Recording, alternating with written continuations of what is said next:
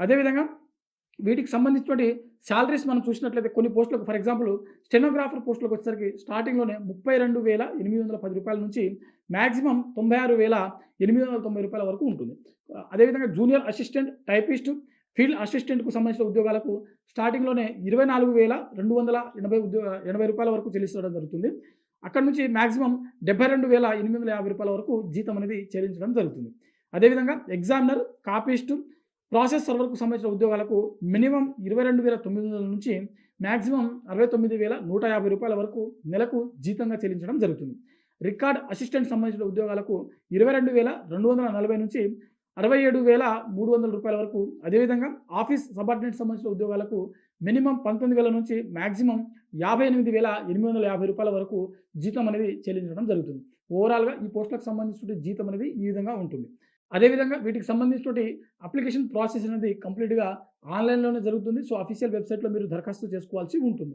అదేవిధంగా ఈ పోస్టులకు ఎవరైతే దరఖాస్తు చేసుకోవాలనుకున్నటువంటి అభ్యర్థులు ఉంటారో, వీరు చెల్లించాల్సినటువంటి దరఖాస్తు ఫీజు వచ్చేసరికి జనరల్ మరియు బీసీ అభ్యర్థులు ఎవరైతే ఉన్నారో వీరు రూ. 600, ఎస్టీ, ఎస్సీ మరియు ఈడబ్ల్యూఎస్ అభ్యర్థులు అదేవిధంగా ఫిజికల్ హ్యాండిక్యాప్డ్ సంబంధించిన అభ్యర్థులు వీరందరూ కూడా రూ. 400 అనేది చెల్లించాల్సి ఉంటుంది. సో, మనకు దరఖాస్తు ఫీజు వచ్చేసరికి ఓబీసీ మరియు ఓసీకి చెందినటువంటి అభ్యర్థులు ఎవరైతే ఉన్నారో వీరందరూ కూడా రూ. 600 చెల్లించాల్సి ఉంటుంది. రిమైనింగ్ కేటగిరీ వాళ్ళందరూ కూడా రూ. 400 అనేది చెల్లించాల్సి ఉంటుంది. అదేవిధంగా వీటికి సంబంధించినటువంటి దరఖాస్తు ప్రక్రియ అనేది ఫిబ్రవరి 13వ తేదీన ముగియడం జరుగుతుంది. వీటికి సంబంధించినటువంటి ఎంపిక ప్రక్రియ చాలా కీలకమైనటువంటిది. సో, ఎంపిక ప్రక్రియ ఏ విధంగా ఉంటుందని చూసినట్లయితే ముందుగా ఎవరైతే దరఖాస్తు చేసుకున్నటువంటి అభ్యర్థులు ఉంటారో వీరికి ప్రిలిమినరీ ఎగ్జామ్ అనేది కండక్ట్ చేస్తారు. ఆ తర్వాత skill test for example typist సంబంధించిన ఉద్యోగాలు ఉన్నాయి. అదేవిధంగా రికార్డ్ అసిస్టెంట్ సంబంధించిన ఉద్యోగాలు ఉన్నాయి. అదేవిధంగా టైపిస్ట్ సంబంధించిన పాటుగా మనకు ఎగ్జామినర్ సంబంధించిన ఉద్యోగాలు ఉన్నాయి. జూనియర్ అసిస్టెంట్ సంబంధించిన ఉద్యోగాలు ఉన్నాయి. స్టెనోగ్రాఫర్ గ్రేడ్ 3 సంబంధించిన ఉద్యోగాలు ఉన్నాయి. సో, వీటికి సంబంధించినటువంటి స్కిల్ టెస్ట్ కూడా మనకు ప్రిలిమినరీ ఎగ్జామ్ క్వాలిఫై అయిన తర్వాత నిర్వహించడం జరుగుతుంది. సో, ప్రిలిమినరీ ఎగ్జామ్ ఏదైతే ఉందో అదే మనకు మెరిట్ జాబితా తీయడం జరుగుతుంది.